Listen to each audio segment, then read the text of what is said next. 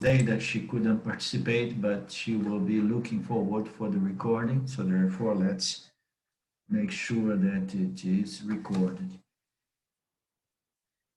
Om Sadashiva Samarambam Shankaracharya Madhyamam Asmadacharya Paranta Vande Guru Paramparam. Om Shanti, Shanti, Shanti. Om. So, welcome everyone. We have Dave. Let's begin with Dave here, because I should begin with the question of Ruth, because both questions are very difficult to answer. I just looked a little bit today and I said, oh, I don't even want to think, because they are so difficult. I'm going to have to count on Ishwara to taking over and having something to say about these questions, you know. So Dave says that limitless self. Hey, Lynn. Limitless self, also known as Sat Chit Ananda, existence, consciousness, yeah, limitlessness. And then he says, like, is this not also a thought?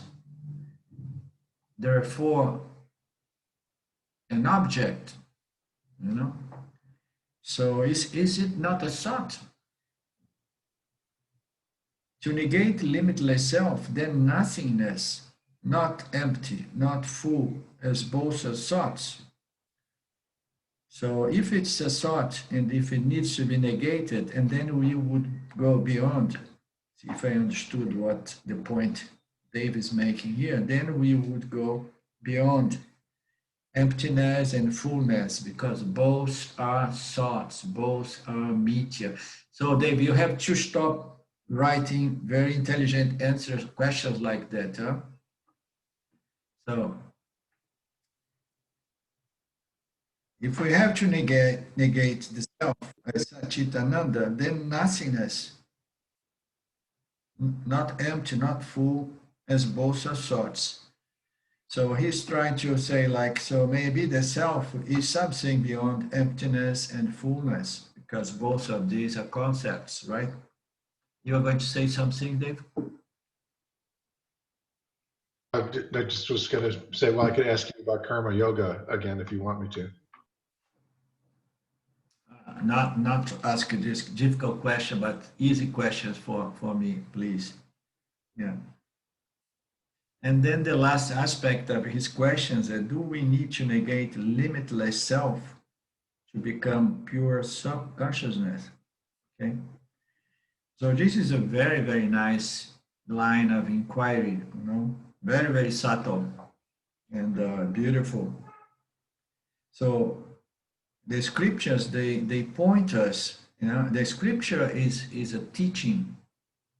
It's a revealed teaching methodology or line of inquiry or analysis of human experience, you know, which was revealed to the jiva as a means to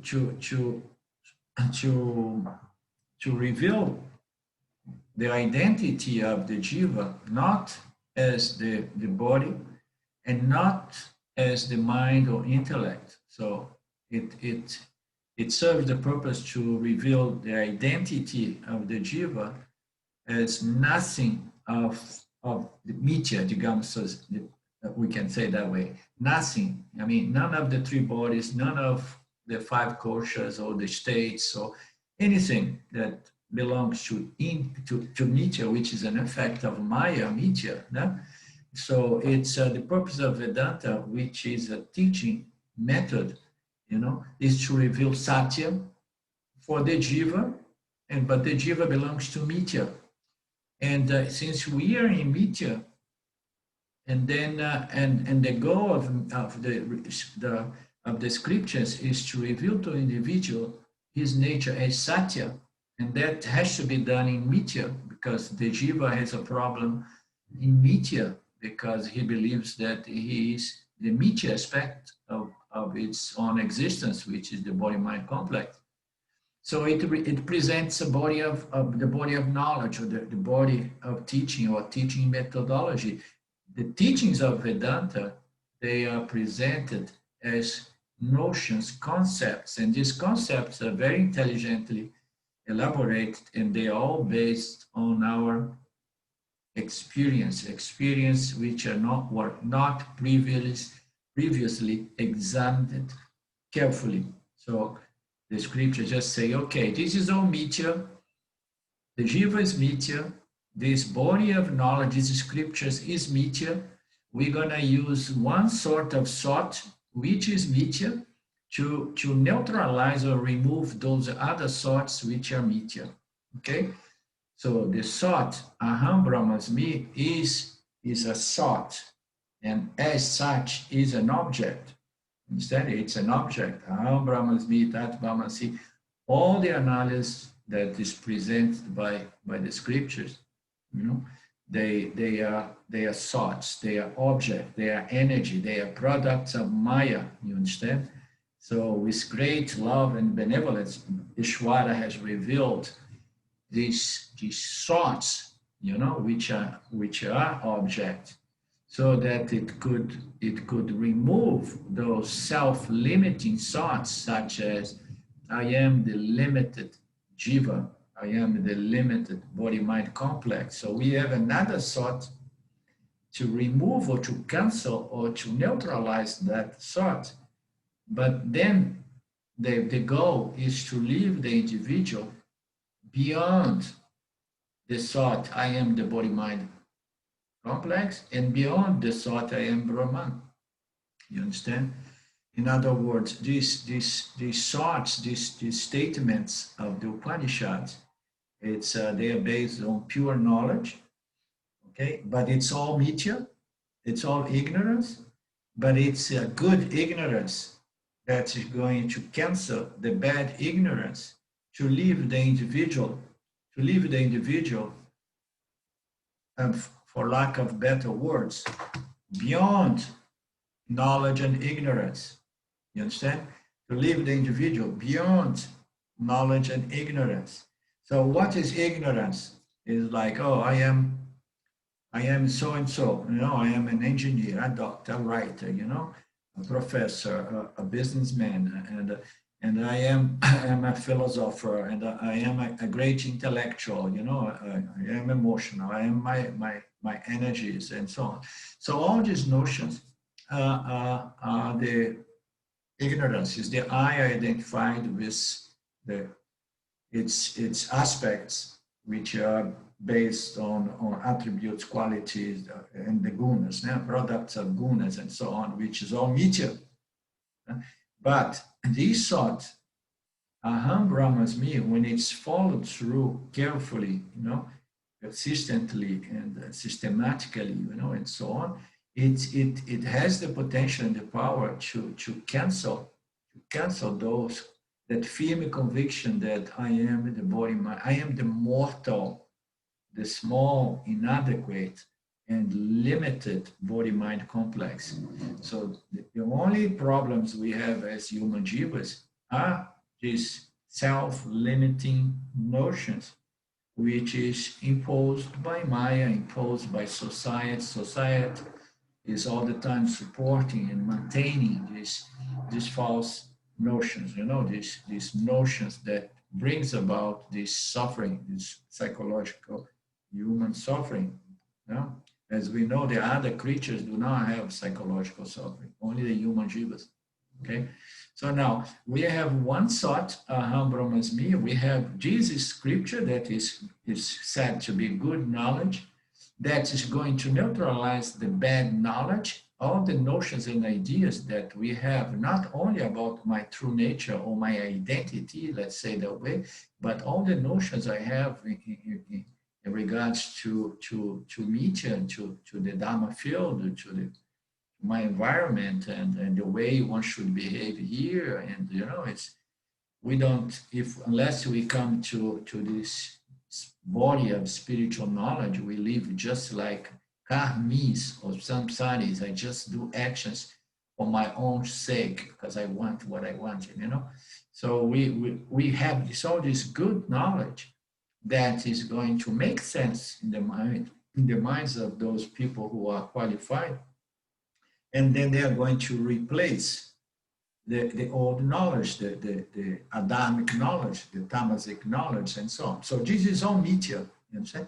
But then when we come into the Jnana Yoga, those revelations from the Upanishads that establish the identity of the jiva as pure consciousness, you know, and then we have a very, very, very unique kind of phenomenon, you know, because it is a good thought that's going to be applied in the intellect or the mind of the jiva that is going to remove those or finish or kill or neutralize, you know, those convictions that in the past used to be firm and hard, you know, they are going to become soft and soft until the individual no longer believes that he's the body mind, and then he believes that I am consciousness. So now, when we say I am consciousness, you know, that thought, where does that thought takes us?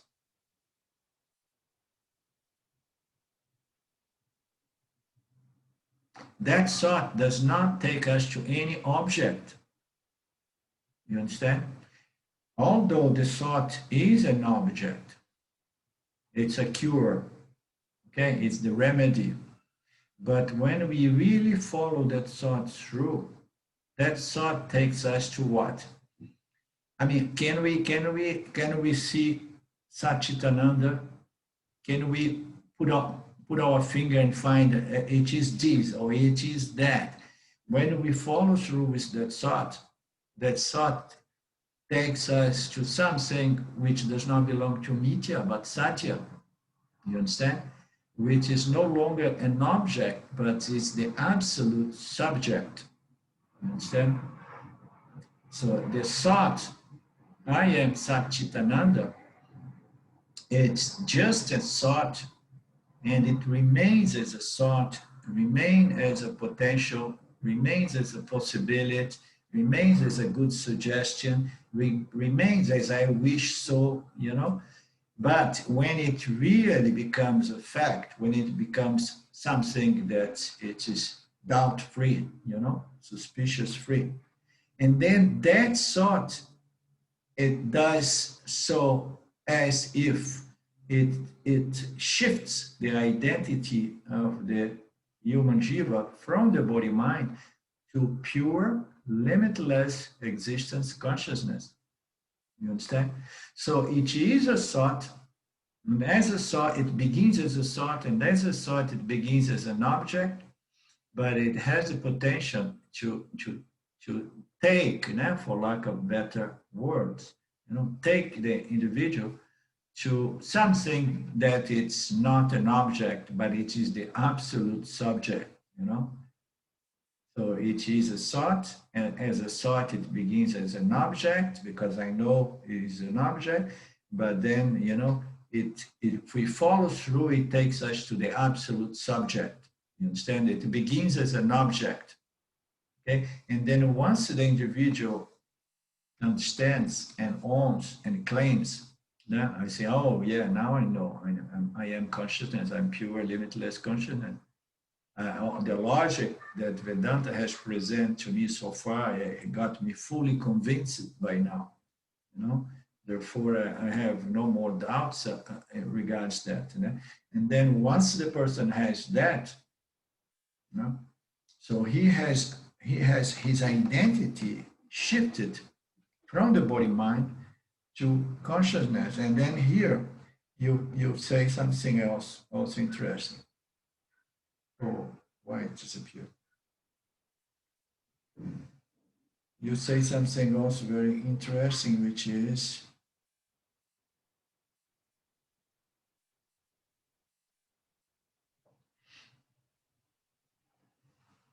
you say Do we need to negate Satchitananda? Do we need to negate the self? Do we need to negate the limitless self to become it?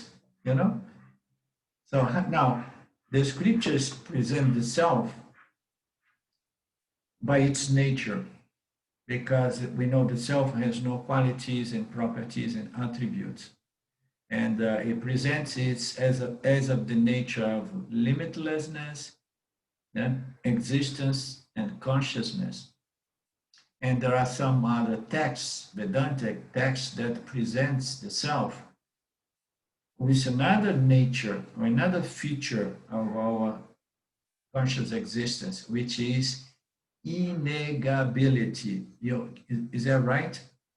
That we cannot be negated. Can you help me with this one? I would think unnegatable, unnegatability. Unnegatability, okay? Unrefutable? Yeah, and that which cannot be negated, unnegatability, okay? So the self is unnegatable. The subject is unnegatable. When we negate everything, Dave, so we are left with something that cannot be negated. You understand? In order to negate consciousness, existence, we would need what? We would need another consciousness that would be able to objectify consciousness. You understand? We know that consciousness is not objectifiable. No? It's not, it cannot be reduced to an object of perception, or knowledge, and so on, because it's the nature of the knower, it's the nature of the perceiver, the nature of the experiencer, the nature of the witnessing, principle. So consciousness, Dave, therefore, is that which cannot be negated.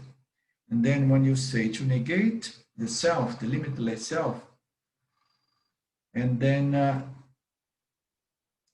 nothingness would be the truth. No, the truth is the self, is consciousness. Everything occurs in the light of consciousness. Try to negate your consciousness.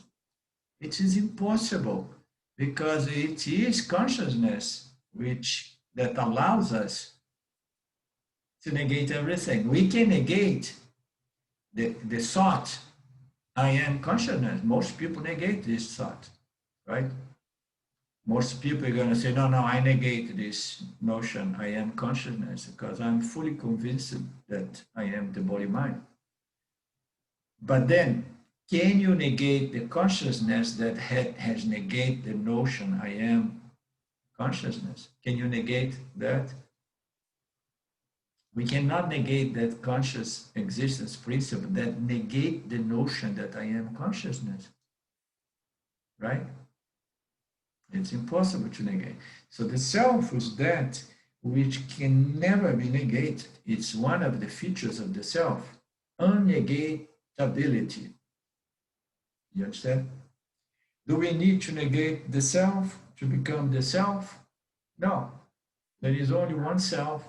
It's non-dual, and is that in which everything which belongs to Maya or Mitya can be negated.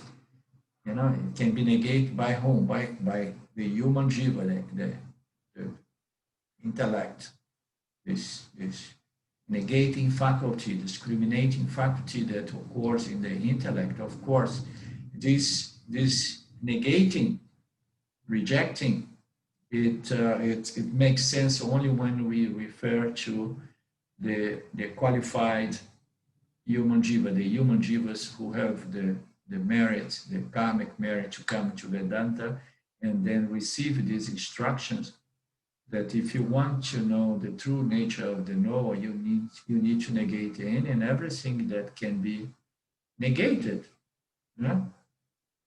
Everything that has a beginning, a middle, and an end. Anything that can be seen from you cannot be you, because you are either the seer or the object of seeing, the seeing object.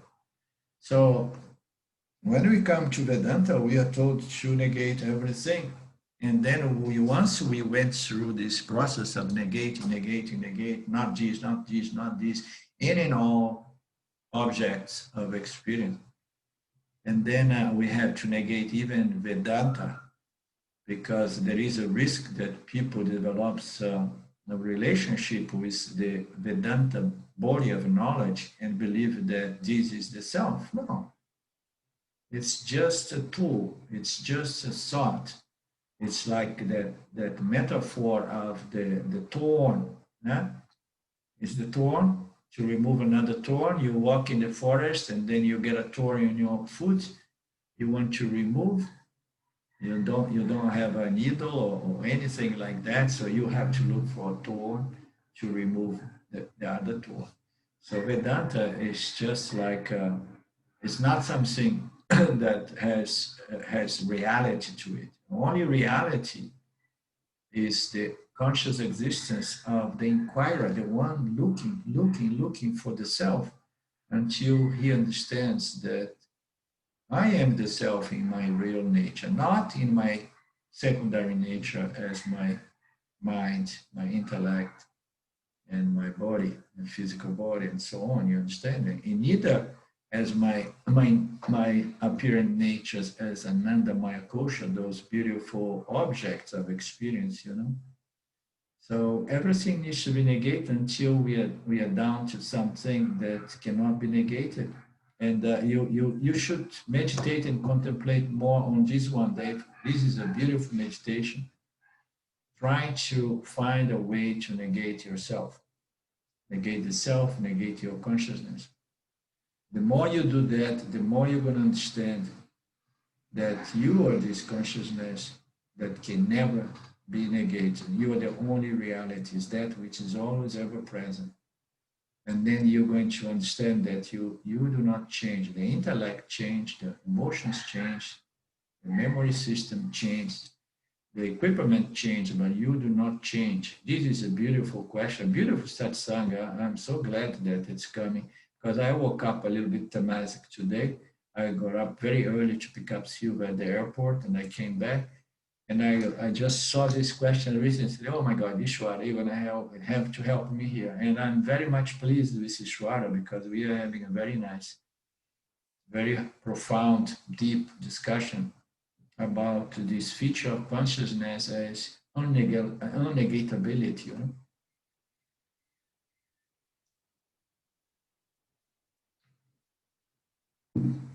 So I'm satisfied with Ishwara's answer so far. Yes, I mean, it really gives me a lot to, you say meditate on and to reflect. I'm torn. I'm trying to figure out how to say this, but it still feels like an intellectual exercise. Like the intellect is engaged here as we discriminate between what's real and what's not real. And and then I think about Shraddha, and which is a concept that I truly embrace, which again is like faith with inquiry.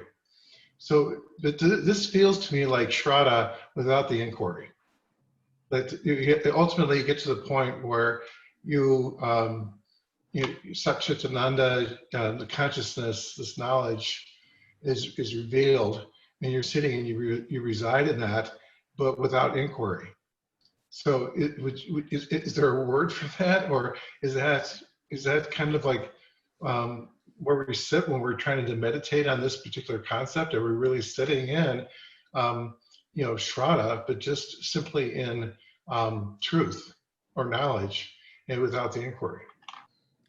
Yeah, I mean, Shraddha is one of the qualifications in the disciplines. We have discrimination, dispassion, and then the third D goes for disciplines, and it's a sixfold qualities, mental, emotional qualities, and one of them is trust.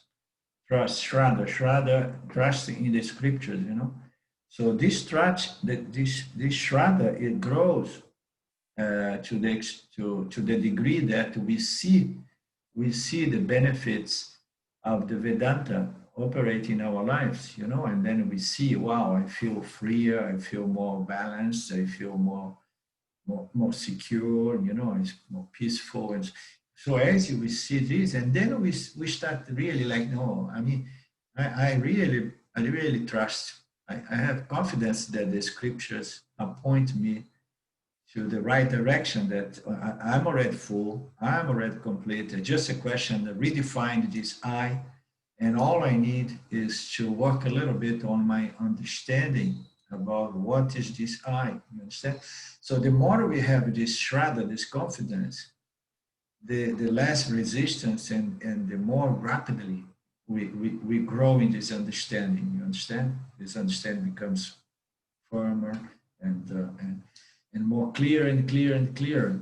So it everything, this whole process is in the intellect and through the intellect. And this nididhyasana, it is a sadhana, an intellectual sadhana that is processed in the human intellect of those rare individuals, who have a value for self-knowledge. You understand? So it has to happen in the intellect, and it can only happen in the intellect. You understand? Because it's a question of understanding, knowledge. And then once the jiva understands that, and then his identity sort of shifts. And not that he will never again identify with the body. He does identify here and there when he hurts his foot or this and that. But, there is a different relationship with the body, because this shift of identity makes you be established in your primary identity as consciousness, and in the body as your secondary identity. You still like to wash the body and to do the fingernails and painting, and you take good care of the body, but it's totally different relationship. You understand? So this intellectual assimilation and internalization of this knowledge produce a shift of identity that does not kill or cancels completely the functional identity with the body for transaction, but that remains as a secondary identity, but you establish in your first and primordial, identity as consciousness. And that's what gives the jiva the possibility to live in the world, operating, transacting through the world with this equipment, and without those fears, desires, afflictions, expectations, anxieties, which is so common in the individuals that are fully and only identified with the body as the body-mind. You understand? So you just claim your identity, and then so everything happens and begins as an intellectual sadhana, and this intellectual sadhana grows into a shift of identity. That's the best way I have found so far to explain this thing called self-knowledge. You understand? And forgive me, but this to me launches like a whole new track to think about. The jiva. It was a shift of identity to consciousness. And tell me more about that. But I'm not asking that question now. But it's just like, let's talk. What's about that? And I keep thinking. I go back to the question that Arjuna asked Krishna. Is tell me about these people. How do I know? Yeah. And how do I see people who are in this state of consciousness? And that's, to me, is still very, very much a fundamental question. And it's a question that I love. And but I'm not asking it now. But I'd be really interested to see if what we're studying takes us in that direction at this point. Yeah, I mean, all our texts say something about that, you know. There is always some passage that says so the benefits or how does it work and how is it for the Jivanmukta and the Yan and so on. So and most people believe that it is something so extraordinary, so fantastic, not so mystical, and but no, it's like Ramji says, it's a very simple and ordinary. In the beginning, it feels different because everything new, it feels different. So because there is nothing really new, but the relationship of the Yanni, once he realized that his consciousness, the relationship between Yanni and samsara or the field, you know, it becomes new. And then one feels like, oh, this is cool, oh, this is different, and so on. But then you get used to it. But what it really is, is that the Yanni, knowing that he is primary consciousness, he is no longer afflicted with the difficulties and the challenge and limitations which are inherent, unavoidably inherent to the body-mind complex. The body-mind complex is always fragile, vulnerable, limited, and it's always like, oh, I wish this, I wish that, I would like to have more security and so on, and you know, more joy, more pleasures, and a better house, a better this, a better, more, better. Huh? So the Yanni and have seen through the illusion of this fake, false identity. It somehow it does not really buy any of those, and then all these notions that somehow defines the jiva, it somehow it keeps dissolving. And then, I mean, the instrument is there, but all those notions that usually constitutes the personality of the individual, it starts dissolving in a way that the Yanni, they relate to the world. And it's, I mean, there is a passage in one of these texts that I have been teaching, I think it's Panchadasa, that says, and then the world is more or less forgotten. I think we saw it recently. Yeah? It was with you, or it was in Panchadasa. There is a verse that says, and the world is more or less forgotten to the Yanni. What it means to say. So he is no longer fascinated for getting this and avoiding that, you know. I mean, he's just satisfied because his identity now has shifted to consciousness, and he knows that it is the mind suffering from this misidentification. There's the body mind. It suffers this sense of, oh, I need this, I need that, I'm lacking this, I'm lacking that, more, and this. So this shift of identity, it does something that sometimes it happens to some people. It's interesting. I was having a very nice, I had lunch with a friend here in São Paulo that I haven't seen for 5 years. And we had some good satsangs having lunch. And one of the things that came up was like, he was saying like, no, for me, experience has a huge value, experience. And I was trying to say, yeah, it's okay. Experience serves the purpose to prepare the mind, purify the mind, and so on. And he was saying, no, but there is more to experience than just preparation, purification, and refinement of the mind. And then it made me remember something that happened to me that made me having to redefine a little bit that statement of mine. I remember that when this shift of identity, when this click of understanding became clear to me, that it happened through a very kind of subtle epiphany in which I saw that I was so much into I am the light of consciousness, I am the light, and then I have this epiphany that I saw that I was this incredible light, and I was not the mind, I was not the intellect, I was just the mind that feeds into the intellect. So I had that experience. And I had the impression that something big happened there, and I did not want to talk to anybody. I did not even mention to Sylvia, my wife. For 2, 3 weeks, I kept that for myself. I couldn't understand what happened to me, but the most intriguing thing is that that subtle experience, which was wrapped up with a vague, abstract knowledge that I am the light of consciousness, that I did not have much of understanding because I was never really exposed to a good body of knowledge. I had those pointers from Nisargadatta Maharaj, those few words from Ramana and Papaji, you know.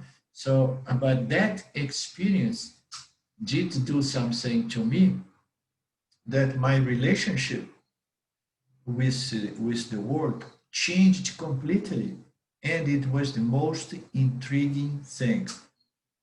You understand? I had an experience. It was a subtle epiphany that had something to do with a knowledge, understanding, but this understanding was almost like subconscious and unclear.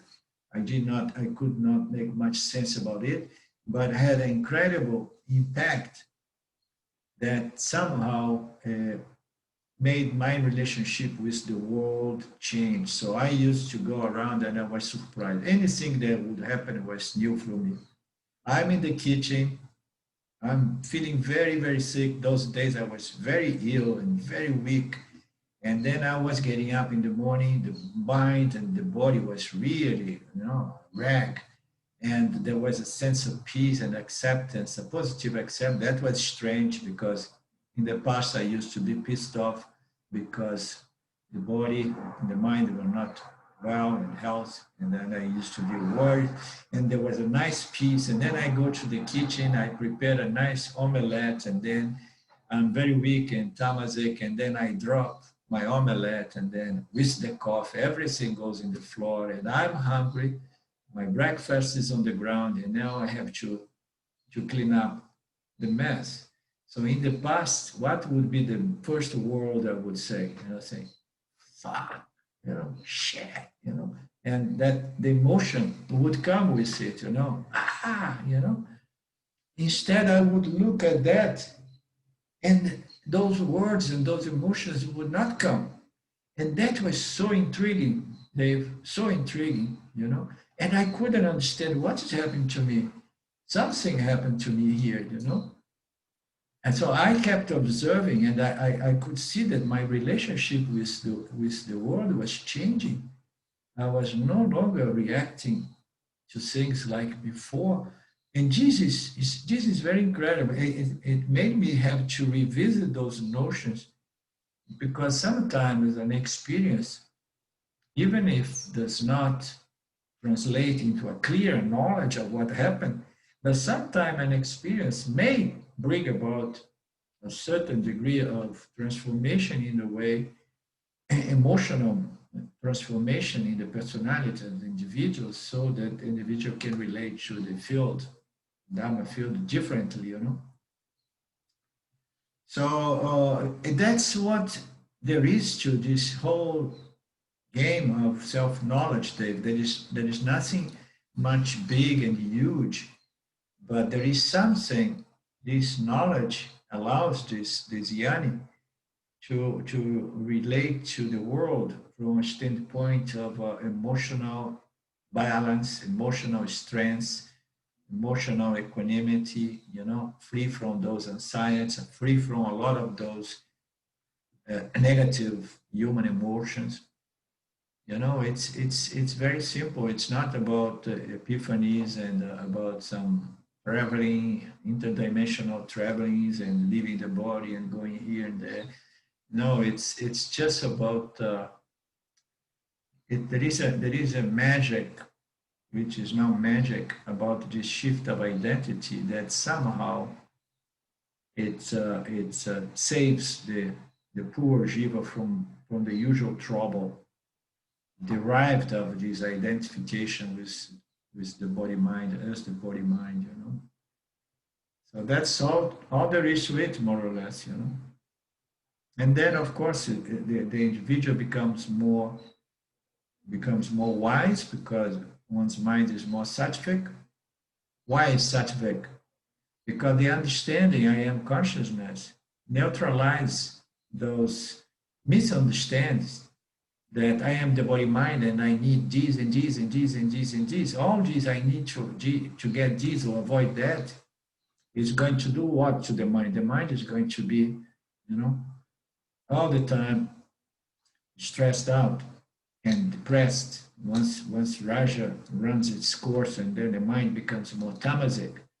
So and then the karmis, they are usually not wise because the mind is under a lot of influence of rajas and tamas. So once we understand who we are, and then these energies of ragas and dveshans, I want what I wanted, and I want to avoid what I don't want, my desire. These things they subside. And then what happens to the mind of the yoni? It becomes more sattvic. And then the yoni naturally becomes more wise. You understand? More peaceful, more wise, more efficient in whatsoever he does. Although the yoni may become a little bit more lazy in the sense that he is not really attracted to the world, like that verse says. Nah? And then the yoni, the yoni more or less, forgets the world, So, and then it may appear that the yoni is a little bit lazier, but no, it's just more satisfied, more at peace. And he's going to do things only if it's really needed. And he's going to talk only when it's really needed. You see Rajasic people, they talk all the time. In Italy, people talk all the time. Here in Brazil, I stayed in the house of some friends. They talk all the time. Everybody wants to tell their stories and this and what I did, what I'm going to do, what I am. So the yani, they usually use words for the sake of communication. If there is no need to communication, he likes to just to smile or to give someone a hug and stay by himself or herself, enjoy his shanti, his peace and so on, or doing some work that is part of his dharma, karma, So cook some food to your friends, washing the dish sometimes. I was washing this house that was a big mess. Nobody was, because here in Brazil they have still a kind of a slave culture. So here a maid is a maid that comes every day and works 8 hours in your house for a salary that is maybe $200, $250 a month. You have your own slave here. And then what do? You don't even put things back in their place. You just make a mess and your slave goes around putting things back in its place and cleaning your mess and your dirt and so on. So and then it was nice. I could try to help them and show them that it's good to help the slave as well, I did not go that far to talk about the slave culture here, but I don't want to offend or the feelings of anybody. But anyhow, Yoni is going to do things for the sake of Dharma as well, and is going to communicate only that what needs to communicate. Yanni does not have much interest to talk about his stories, unless these stories may serve the purpose to illustrate the teachings here and there. The ego, the yani, it's a different sort of ego. You would need to redefine the ego. The ego, under the spell of ignorance, believes that he is a person, an individual, and his notions. So the ego of the yani is not really an ego. It's just it's difficult to define. Although there are moments that the yani may feel a little bit like contract into that identity as the ego. One time I saw a very, very incredible experience. As you know, I stayed 10 years with Osho Rajneesh, And towards the end of his life, I knew that he had a big, huge ego, because he was really what he wanted done and perfect. And there was a time that there was a crazy woman spending time there in Pune, and she was crazy enough to make this big laughter when nobody's laughing, so that her laughter would echo in the hall, like there are 1,000, 2,000 people, and she's laughing alone. And it was a nonsense, and it was an interruption to Osho origination. And then she did it once in a darshan, in a satsang. She did it twice, and the people, the bodyguards, the inner circle people, they knew that somebody had to locate this woman and stop her from doing that. So the third time that she interrupted Osho with a laughter like that, he stood up, and I was sitting very close to the podium, you know, to the stage. He stand up really serious, really offended, really upset, and he stand up and he left the hall, you know, after half an hour of satsang on, and he left the hall saying, "Don't expect me to come back tomorrow or any longer, you know, because this is too disrespect." And he left. And then everybody's freaked out. Everybody's trying to locate this woman, you know, and this woman, a poor woman, most probably she was kicked out of the ash. But the follow-up of that event, that it was clear that he was upset, that he felt offended. Only the ego feels offended, you understand? He felt offended, and then in the next day, no satsang. The following, no satsang. Went on for 3 days at least without satsang. And then one day he came back. When he came back, first thing he said, "Oh, I want to make something very clear to all of you. What happened was very, very, very disrespectful. And I left to teach you all a lesson, you know, that something like that is not acceptable. And I'm only coming back to talk to you again because my people, the inner circle, his secretaries, doctors, and the people who really were the inner circle, because these people here, for the past few days, they were crying on their knees, asking me to come back. That's why I came back." I mean, all of that made no sense to me. I said, this is not an attitude from a wise person, you know? It's very weird, you know? So just to illustrate that maybe, you know, some people may know who they are, but unless the person follows through with karma and dharma, you understand? That sense of the ego, I, the doer, I, the wise, I, the guru, I, this, I, may not get really neutralized, as Ranji likes to say.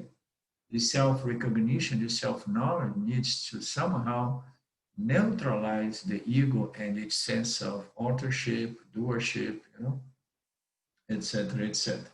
That's the importance of having the full knowledge. Yeah? Karma, Dharma, yeah? Upasana, yeah? Shravana, Manana, Nididhyasana. This is the full lack of spiritual knowledge. Yeah? Karma, Dharma, Upasana, Shravana, Manana, Nididhyasana. And then we have complete knowledge. And this complete knowledge helps us, the ego, you know, the ego has to fall in its proper dimension and forget about any sort of vanity or arrogance or need for respect, or all of this is ignorance.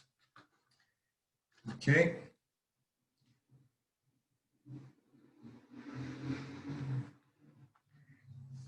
I just feel like you've gone full circle. You've talked about, you know, kind of the living with the knowledge, living with the self, but it all comes back to the same thing as the journey. And the journey involves, you know, karma yoga, dharma, upasana, the things you talked about. And so the journey, you know, is, you know, the revealing of knowledge, which is, where we ultimately, living with consciousness is. So there may be no distinction between the journey and and true knowledge.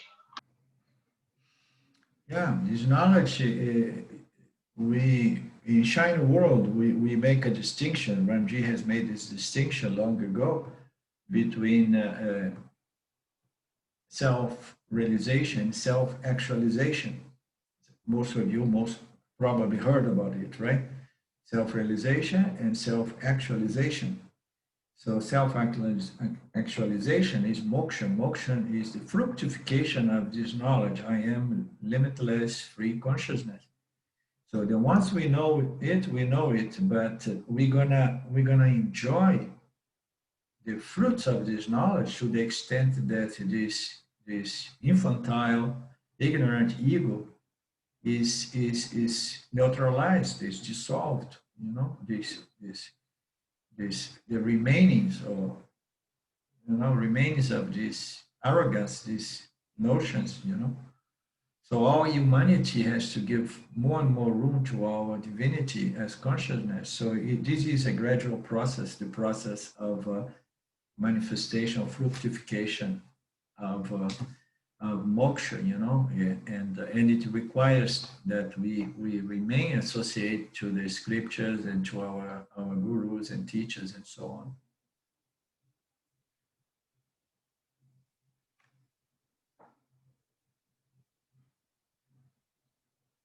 This is a very nice satsang. I'm going to post it today on Facebook. So the other question of roots, and this, this conversation, this satsang may bring room to rise to other questions as well. Feel free for our next meeting.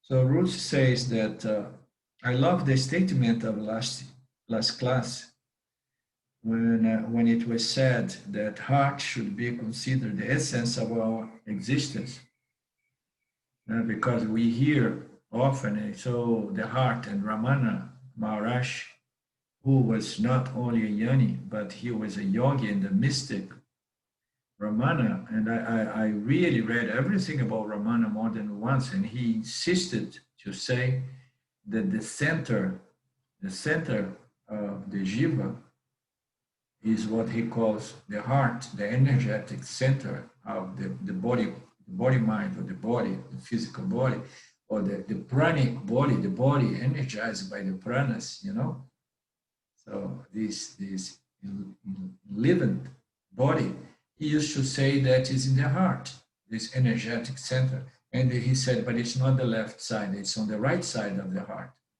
This is the energetic.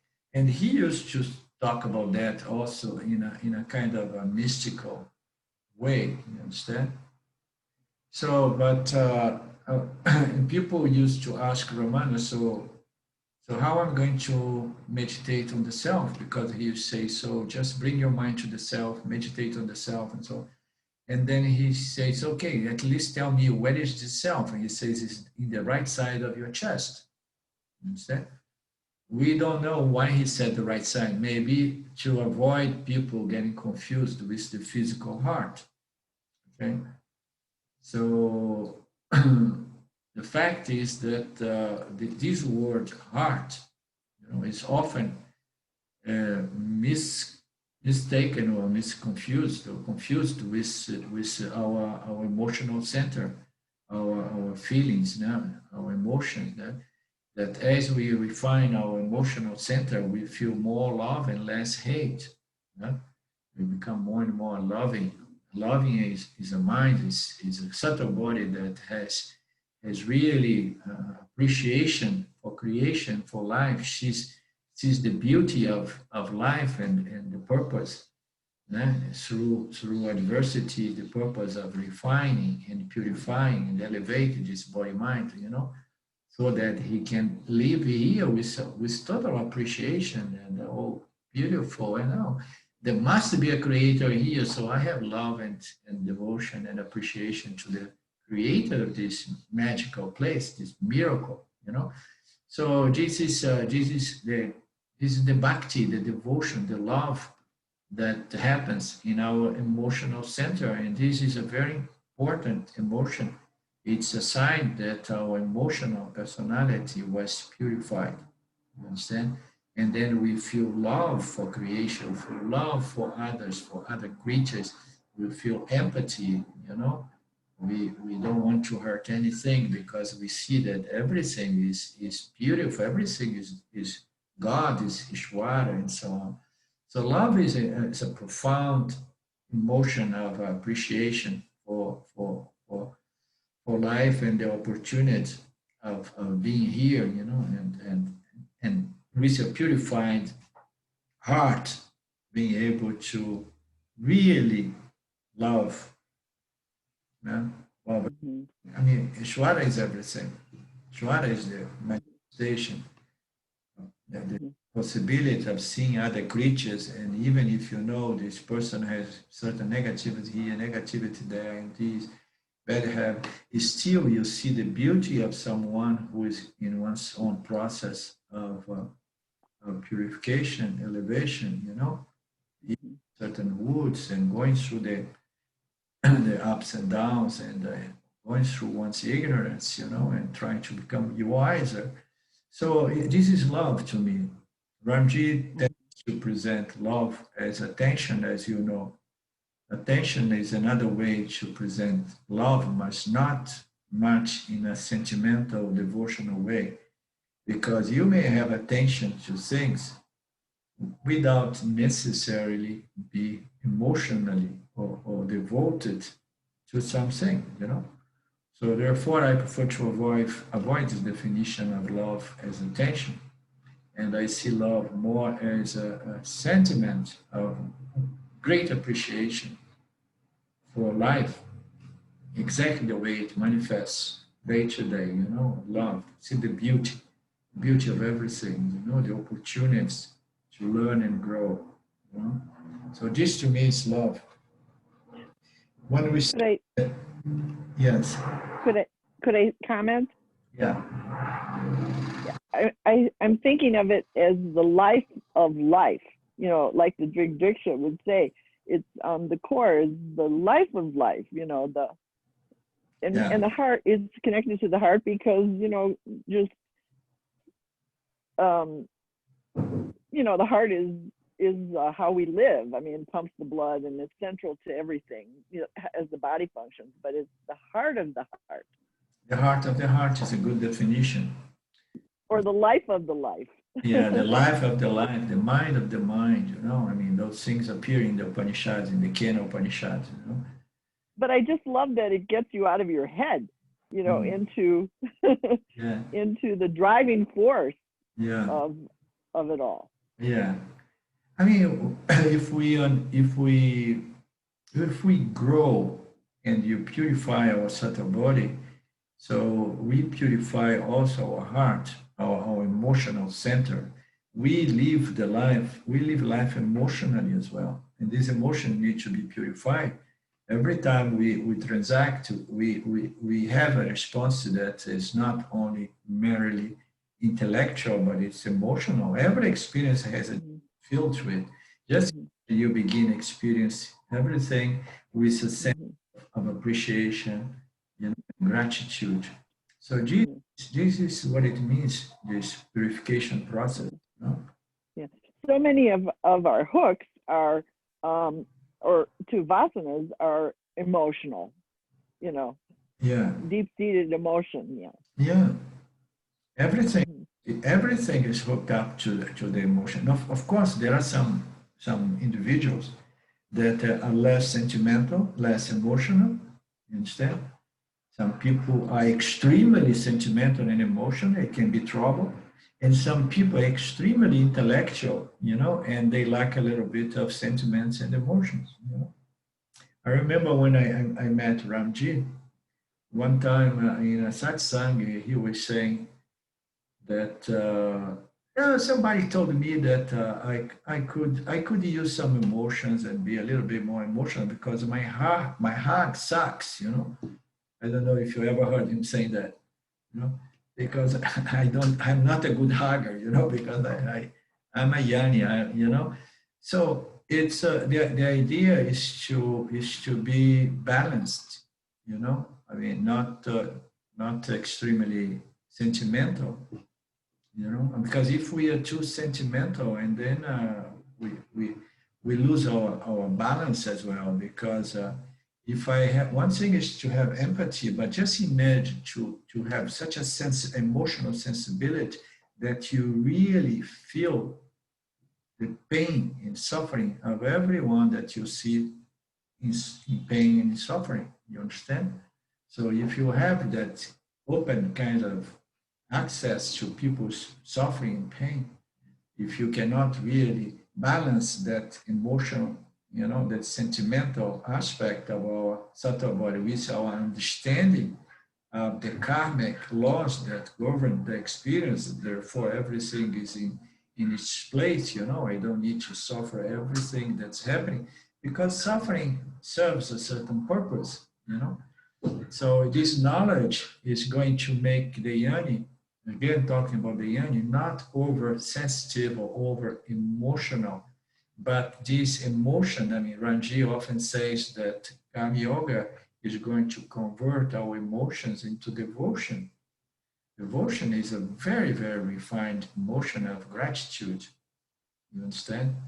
Gratitude, which is backed by the understanding that, you know, you are not overly sensitive to the pleasures, you are not oversensitive to the pains, you know, but you have this background of devotion, appreciation to life, you know. So this is a refined subtle body.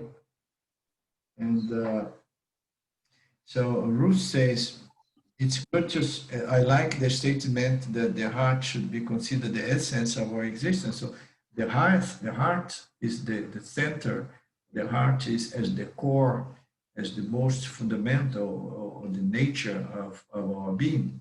Is another way to understand these statements of people like you know, like there are not only Ramana Maharaj, but a lot of people in the spiritual world presents the self as love, you know.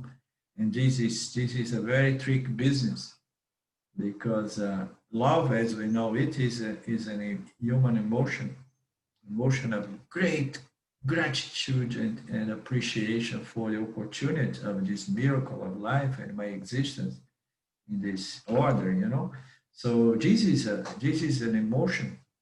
Now, to stretch this beautiful emotion of gratitude and devotion into the very nature of the self, it requires a certain degree of imagination, you know, because as we know, the self does not think anything, does not feel anything, you know. But yet we know that once we understand that we are limitless consciousness, we begin experience devotion and love, you know, and then we can make this inference or connection and say, okay, so this love must be coming from my nature as consciousness, you understand? So it is a reflection of consciousness that brings about, you know, in a mind which is settled with this this knowledge that somehow purifies and balance the subtle body in a way that the jiva is not only a yoni, but he is a devotee of Brahman, a devotee of Ishvara, you understand? So it is this balance which makes the individual, you know, love as well. I say, oh, okay, it must be my nature, because, you know, before I was doing what? I was trying to ask people, give me love, give me love, give me love, give me love. And now I don't ask anymore. And now I feel like, oh, I have so much love. Where is this love coming from? If it's not coming from anybody anymore, then we can somehow infer that love is coming from our nature, the understanding of what I am as pure, limitless consciousness must be related to love, because now I feel this great love and appreciation and devotion, you know. So when did we ever begin to think it was our emotions? Oh, we begin to think that the love is this emotional thing, you know. In the New Age, I believe in this, the New Age spiritual world that takes this emotion. I mean, when we fall in love for somebody else, we know that that does not last, and sooner or later it turns into conflict. So it's definitely not the self. You understand those emotions, but a lot of people they try to, you know, it's a question of turning things upside down.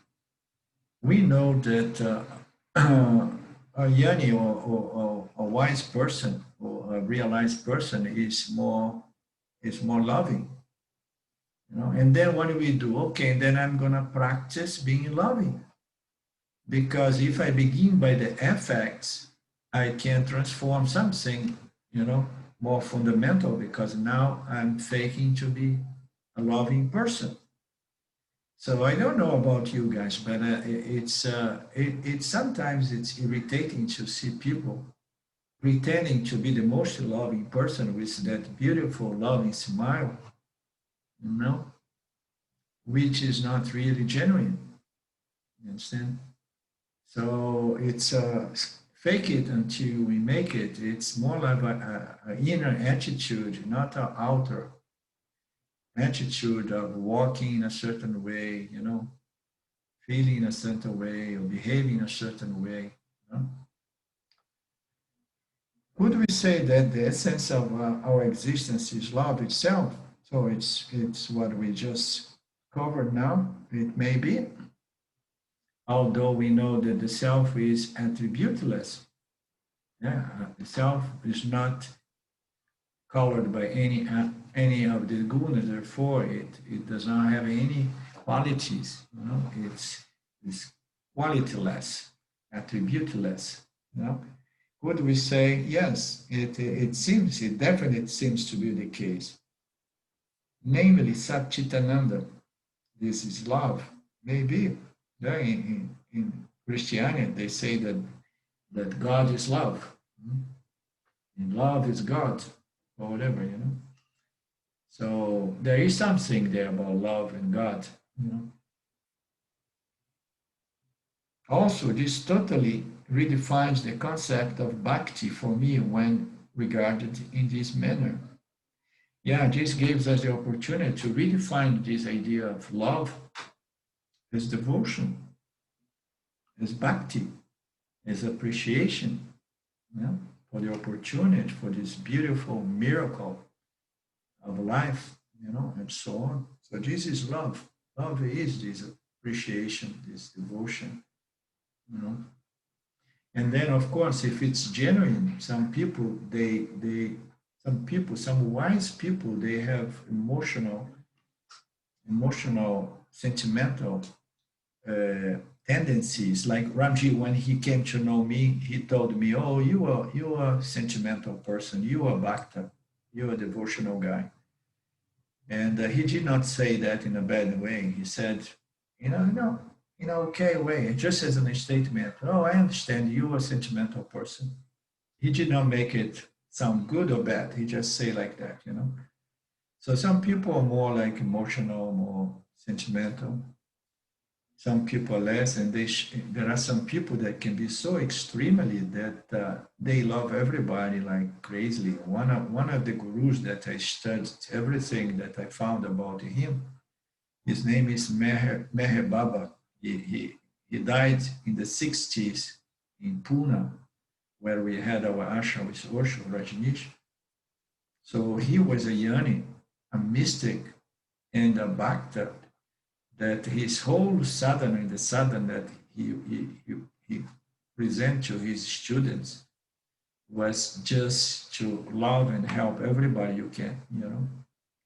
So, but his love was so genuine, and he made that a sadhana to all his devotees. So you want to be with me, you want to learn what is the self is love, and love is service. Come with me, because you're going to work hard, loving and serving everybody in need, you know. And that was his life. A great yoni, a great mystic, and a great bhakti, you know. So it depends a lot on the temperament and the purity of heart, of emotion, the emotional body of the individual, you know, the sensibility. So yes, it definitely redefines to all of us the concept of love and bhakti. Very nice, beautiful, beautiful satsang. I'm so glad. Good questions, good satsang, and I'm going to post it on the Facebook with a note of recommendation, and I will send it to you because I think it could be good to listen to it again. Okie dokie. So we meet again next Monday. Is the conflicting date? No, nah? It's the other one still, nah? Is it next Monday? No, the other one.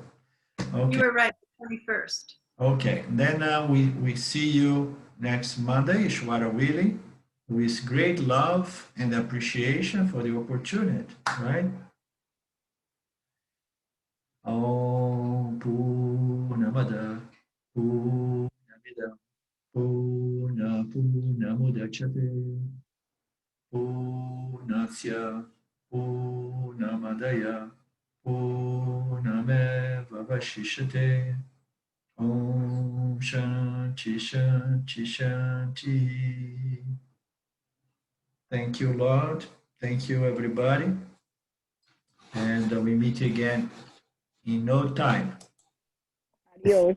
Much love. Ciao. Ciao, Ciao, ciao. Linda. Beautiful. Ciao, Mark. Bye now.